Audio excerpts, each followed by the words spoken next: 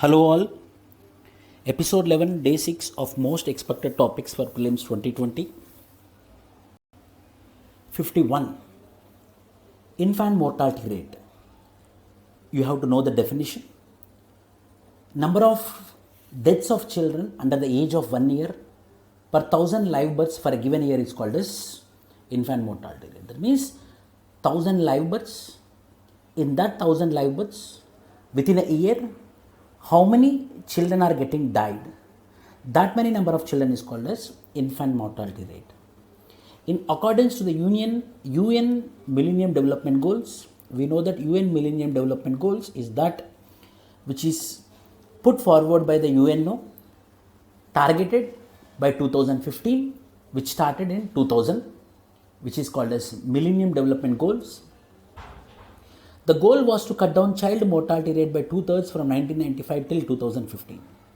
In India, it declined considerably at the rate of almost 57%.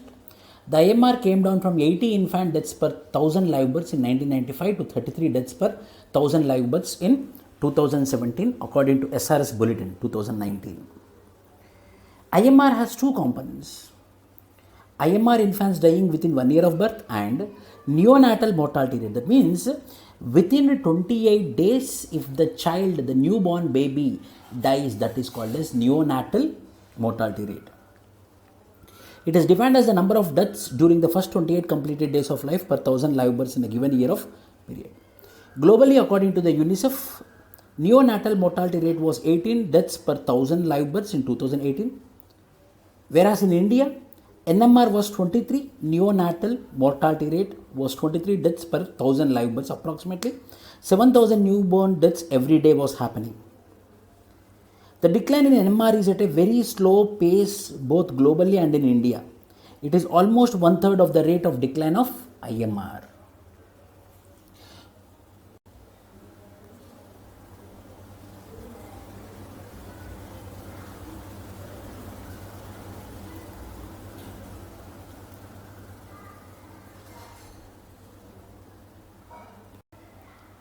That means globally every day 7,000 newborn babies are dying within 28 days.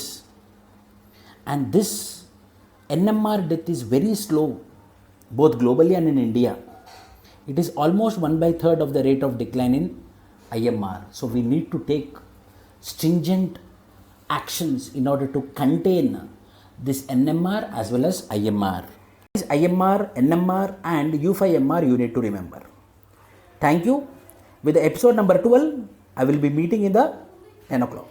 Thank you. Subscribe to my channel. What are the reasons for it?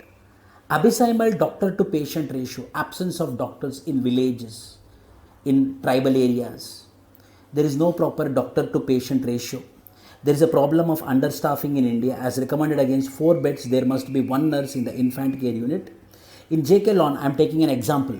A case study of JK Lawn Hospital, the ratio was 1 nurse per 13 beds.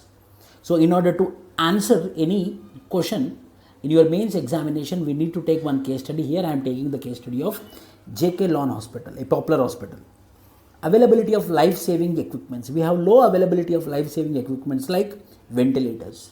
Those ventilators which we are feared that if coronavirus increases, the positive coronavirus increases, COVID-19 cases increases, we are worried that we have very less number of ventilators. So same here also. Life-saving equipments like ventilators, life support systems, radiant warmers, blood pressure monitoring systems, etc. in major hospitals and primary community district health centers. Again, JK Lawn hospitals, out of around 520 life-saving equipment meant for neonatal critical care, almost 60% were dysfunctional, non-useful. LK Lawn Hospital is a government hospital. Pre-admission causes. This include underweight babies who are more prone to infections within the first 48 hours of their birth. Ineffective management of the infections at hospital increases the risk of infant mortality rate as well as neonatal mortality. Unidentified causes like sometimes the cause of child deaths are unknown. For example, in the case of Muzaffarpur, deaths due to acute encephalitis syndrome. The cause of death was not known. Ongoing experimentation to identify the reason kept happening, like whether it was due to intake of lychee fruit or some other factor. So it might be because of the eating lychee fruit. So unidentified reasons are some of the reasons for infant mortality rate, under 5 mortality rate. So there is a need to contain this IMR, NMR and U5MR as well. India now, apart from Millennium Development Goals, we are also aspiring for Sustainable Development Goals. So we need to improve in health sector. The next topic is hydrogen enriched compressed natural gas. That means it is a gas which is blended with hydrogen and CNG, which is together termed as HCNG. Delhi will be the first city in the country to roll out hydrogen enriched compressed natural gas buses for public transport from November 2020. It will start as a pilot project with 50 CNG buses retrofitted with HCNG. Hydrogen blended with CNG. Since air pollution is fast becoming a serious global problem with increasing population and its subsequent demands, this has resulted in increased usage of hydrogen as a fuel for internal combustion engines. Also, the Delhi government, along with Indian Oil Corporation Limited and Indraprastha Gas Limited, began work to set up India's first semi-commercial HCNG station. That means hydrogen compressed with CNG in order to contain the air pollution. The blending of hydrogen with CNG provides a blended gas termed as HCNG. HCNG stands for hydrogen enriched compressed natural gas, and it combines the advantages of both hydrogen and methane. Why? Because CNG means methane gas. In CNG, methane is used. HCNG allows customers early hydrogen deployment with nearly commercial technology. It is being treated as a first step towards future hydrogen economy. CNG, hydrogen blended with CNG. So everything is going to become hydrogen driven economy in order to curtail the air pollution. Hydrogen has been regarded as a future secondary fuel for power systems due to carbon free operation. The rapid increase in the emission of greenhouse gases and very strict environmental legislation are major motivating factors for the usage of hydrogen in fuel cells and internal combustion engines. Hydrogen is an excellent additive to improve the combustion of hydrocarbon fuel due to its low ignition energy, high reactivity, diffusivity and burning velocity. Since hydrogen infrastructure and refueling stations are not meeting the demand, the widespread introduction of hydrogen vehicles is not possible in the near future. One of the solutions for this hurdle is to blend hydrogen with methane. However, hydrogen enriched compressed natural gas is still under research, as thought it increases fuel efficiency and reduces carbon emission, but it also led to increased nitrous emissions. So prelims point of view, what is important means hydrogen is an excellent additive to improve the combustion of hydrocarbon fuel due to its low ignition energy, high reactivity, diffusivity and burning velocity.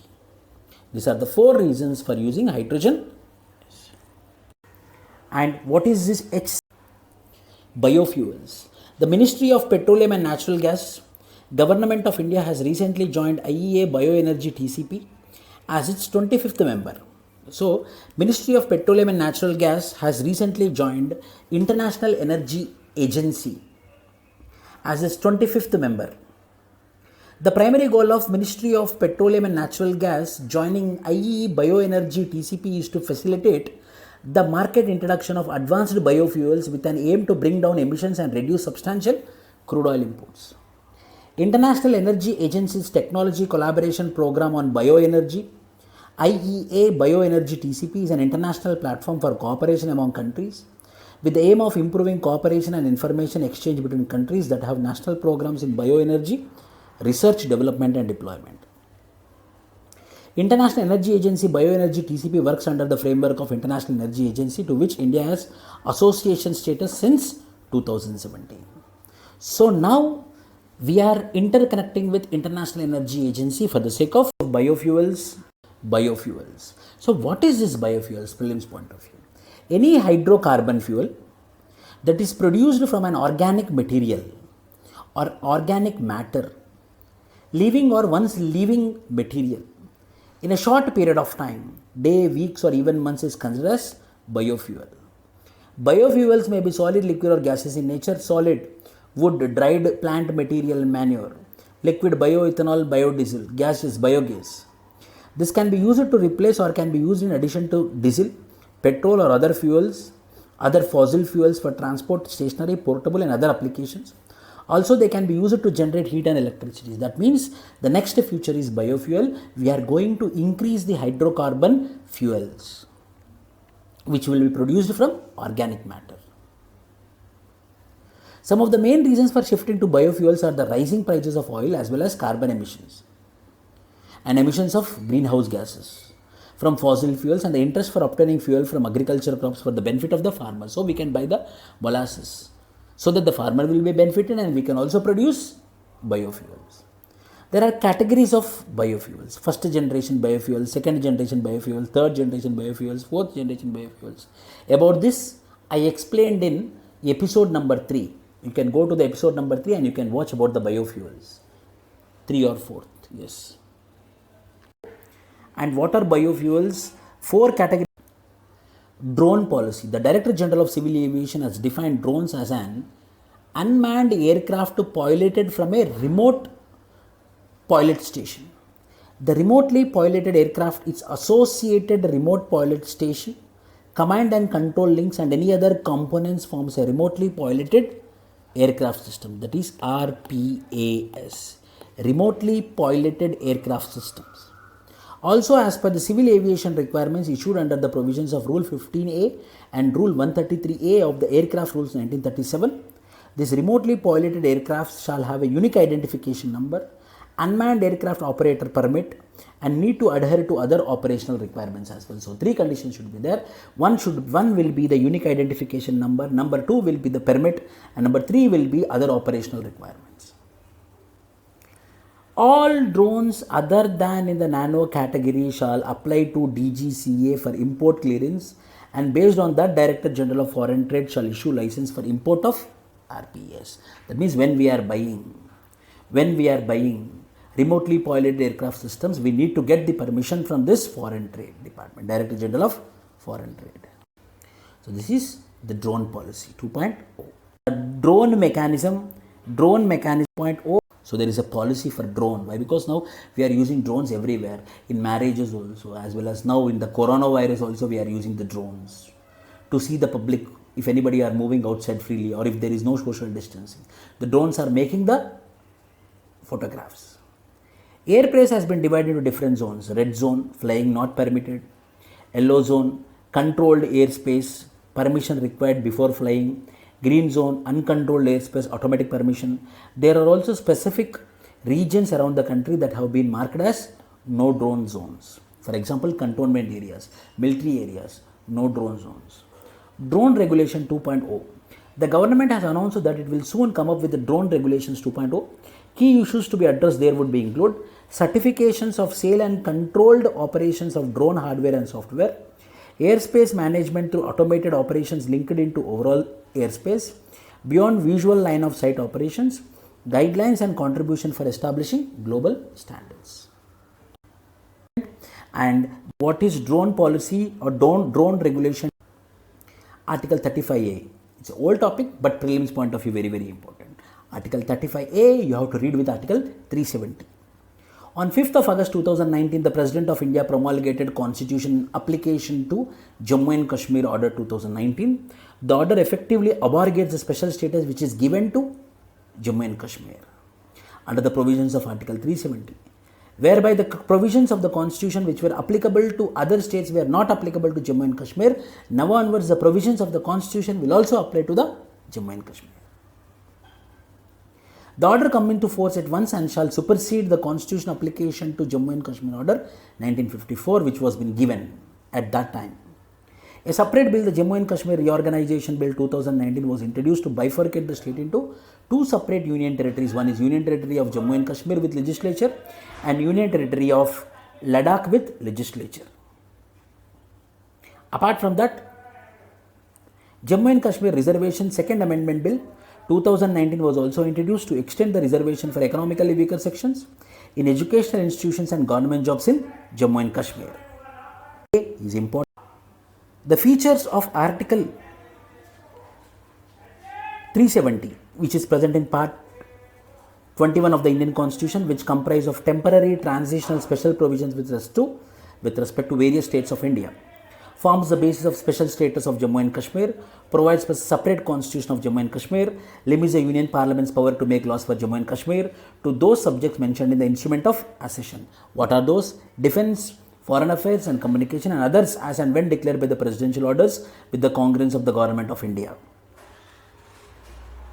Specified the mechanism by which the article shall cease to operate, that is, on the recommendation of the Constituent Assembly of the state before the President issues such a notification.